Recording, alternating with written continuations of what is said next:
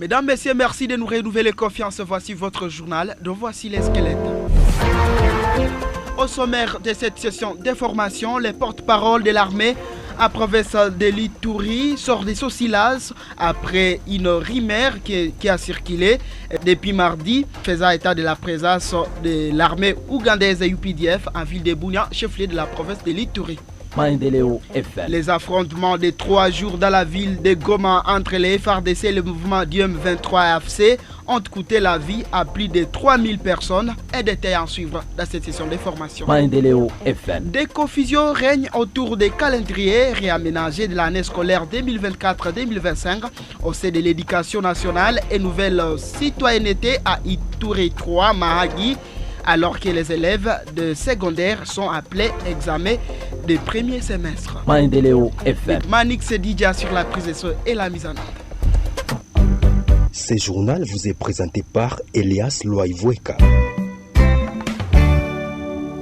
Je vous salue, mesdames, messieurs. Les porte-paroles de l'armée en province de l'Ituri sortent des Sosilas face aux rumeurs qui ont circulé depuis la journée de mardi 4 février au mercredi 5 février, faisant état de la présence de l'armée ougandaise UPDF à ville de Bunia, chef-lieu de la province de l'Ituri. C'est confié à la presse. Gilles Ngongo Chikoudi, porte-parole de l'armée dans cette province, a éclairé l'opinion et appelle à la population au calme. Voici ce que vous devez savoir. Il n'y a aucune présence des UPDF dans la ville de Bunia. Mais plutôt, ça fait déjà plus de 2 ans que le militaire ougandais sont dans la zone de Boga, Tchabi, Boussio et puis Borassi, dans le territoire du Roumo. Ceci s'inscrit dans le cadre des opérations conjointes entre les forces armées et l'Ouganda, et l'UPDF également. Et cet accord de mutualisation de forces entre les deux pays et la volonté manifeste de leurs excellences, le président ougandais Museveni et son excellence, monsieur le président de la République, Félix Tshisekedi Tshilombo, pour la RDC. Donc nous appelons la population au calme, de ne pas céder à la manipulation, de ne pas céder aux intox, de ne pas céder à la psychose, et nous devons tous protéger notre quiétude que nous avons créée avec vous, la population, pendant cette période de l'état de siège, sous le commandement du lieutenant-général Luboyanka Chamadjouni. Nous sommes en train de bâtir, de refondre la province pour que nous puissions avoir une province sécurisée, protégée et développée. Et ça également, c'est la volonté du commandant suprême des forces armées, qui est aujourd'hui incarné par le gouverneur militaire, le lieutenant-général Luboyanka Chamadjouni, pour pacifier totalement la province de l'Ituri et développer notre province. Et donc, nous appelons la population à défendre la patrie et à protéger la province de l'Ituri. Pour y arriver, il faut raviver le patriotisme et aiguiser la collaboration avec les forces armées, et surtout de ne pas tomber dans le jet de l'ennemi qui manipule, qui cherche à manipuler, à faire de l'intox et surtout à dissimuler les fausses nouvelles, les fausses informations au sein de la population. Les forces armées rassurent à toute sa population au nom du commandant des opérations et gouverneur militaire, lieutenant-général Luboyanka Chamadjouni, que de croire et d'être très confiante aux forces armées, de faire confiance à son armée. Et au-delà de tout, ce sont que de fausses rumeurs qui ne tiennent pas debout. Mais nous assurons notre population qu'il n'y a aucune présence de UPDF ici et maintenant dans la ville de Bunia. Et la présence des UPDF est signalée à Tchabi, à Boga, c'est dans le cadre des opérations Soudja entre le FARDC et UPDF.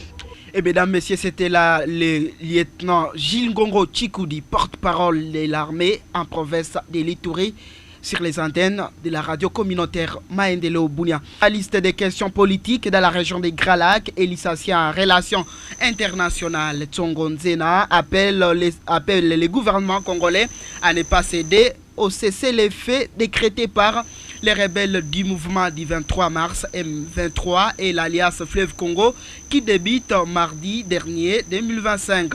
Les principes internationaux n'autorisent pas un pays souverain de négocier avec un mouvement terroriste.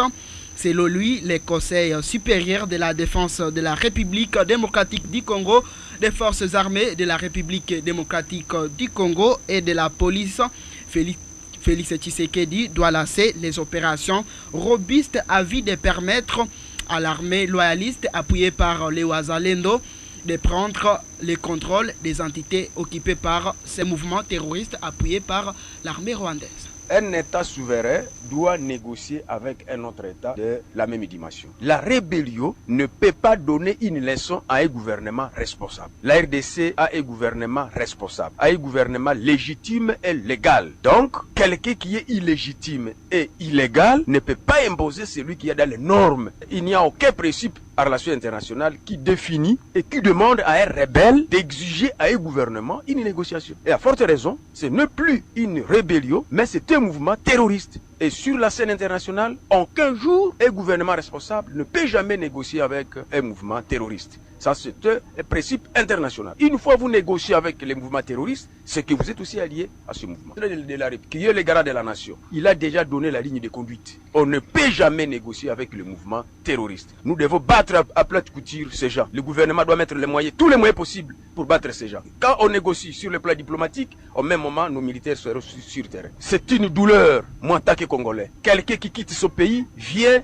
tuer un innocent qui ne connaît même pas la politique. Vous venez les tuer chez lui. C'est un crime contre l'humanité. Nous sommes sauvagement éliminés. Il faut que le droit international humanitaire soit en application. Soit en application dans toutes ces dimensions pour que le Rwanda soit sanctionné. Sur le plan économique, sur le plan social, dans toutes les dimensions des sanctions. Il faut que ces gens, les Rwandais, soient sanctionnés. Nous sommes sauvagement envahis par le Rwanda, non pas par M23, c'est le Rwanda.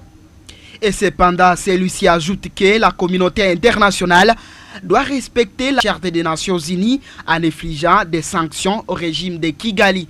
Tsongo Nzena revient une fois de plus. Si réellement la communauté internationale respecte le principe fondamental des Nations Unies, de la Charte, l'objectif principal, le maintien de la paix et la sécurité internationale, ça va nous donner courage aussi d'enseigner cela à nos cadets. Mais dans le cas contraire, ça va bouleverser les têtes, que ce soit au niveau secondaire qu'au niveau universitaire. Si l'ONU ne s'implique pas à travers les conseils de sécurité dans ces dossiers macabres qui est devant les Congolais, je vous assure, je ne peux plus enseigner les chapitres qui comportent sur l'ONU. Sinon, nous trompons les enfants que c'est pour le maintien et la sécurité internationale. Nous avons 5 puissances qui doivent intervenir politiquement: la Chine, l'Amérique, l'Angleterre, la France et la Russie. En prenant ce bloc des États qui composent les conseils de sécurité, nous n'avons que la Chine et la Russie qui nous aident. Mais les États-Unis, l'Angleterre et la France ne sont pas derrière nous.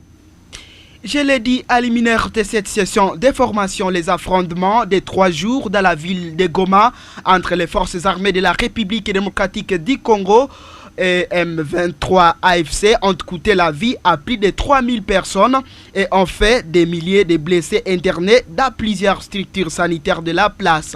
C'est un dossier de la rédaction centrale.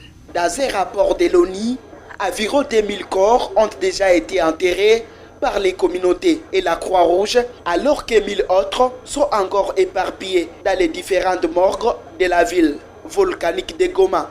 De nombreux corps en état de décomposition restent encore dans certaines zones, notamment à l'aéroport et à la prison de Goma. Les défis auxquels les acteurs humanitaires font face sont nombreux, notamment sur les questions sanitaires, les ruptures des stocks de sacs mortuaires.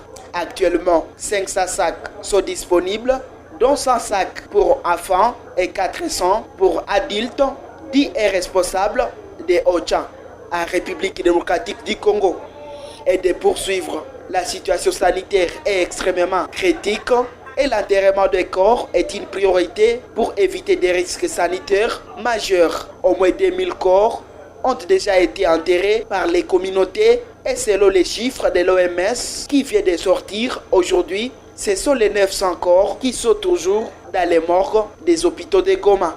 L'Assemblée nationale et le Sénat en congrès a examiné ce mardi dernier la situation sécuritaire qui prévaut à l'est de la République démocratique du Congo. Une commission mixte, Assemblée nationale, Sénat, sera mise en place pour proposer au chef de l'État, Félix Antoine Tshisekedi, des pistes de solutions à cette crise. L'actualité, c'est aussi des confusions règnent autour des calendriers scolaires réaménagés.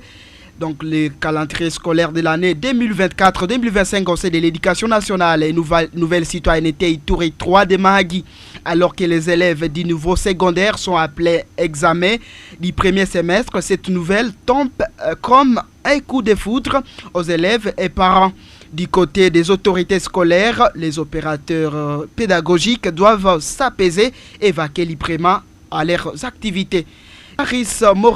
Jean-Maurice Oudanga, notre permanent dans la région, nous a dit plus. Pendant que les examens du premier semestre de l'année scolaire 2024-2025 démarraient la semaine dernière, une confusion totale a régné entre les acteurs impliqués pour l'académie des enfants, les parents, élèves et enseignants, étant donné que ces examens se déroulent à deux phases, la hors-session et la session ordinaire.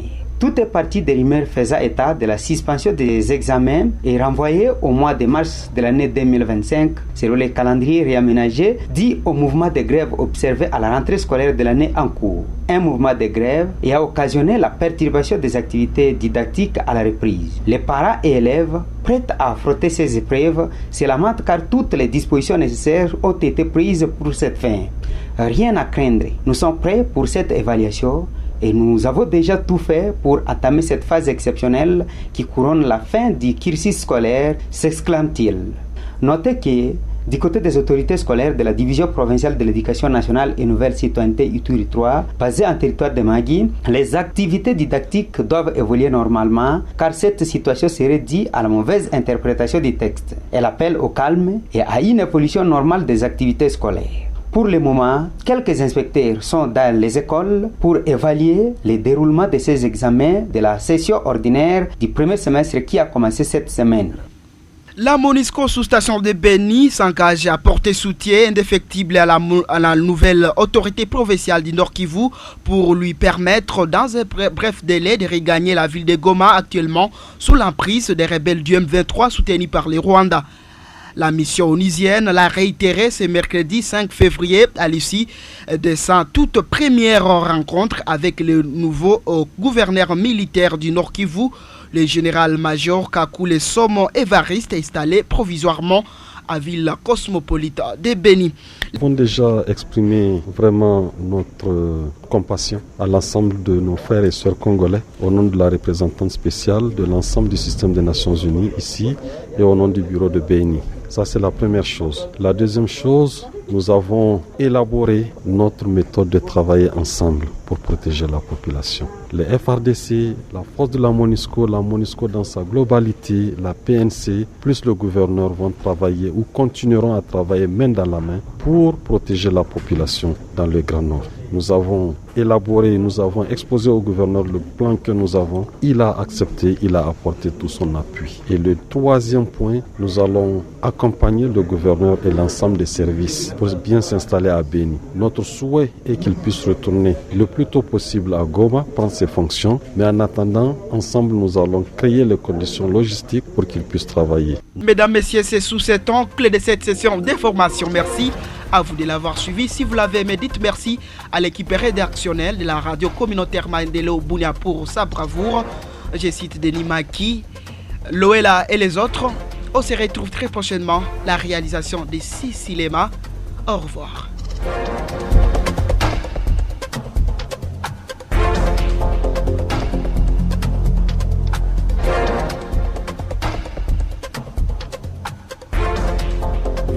Chers auditeurs, vous voulez suivre nos informations en live? Cliquez www.mindeleobunia.net. YouTube, cliquez Mindeleobunia TV. Instagram, Mindeleobunia Info. Facebook, Mindeleobunia. WhatsApp, contactez-nous sur +243 970 403 008.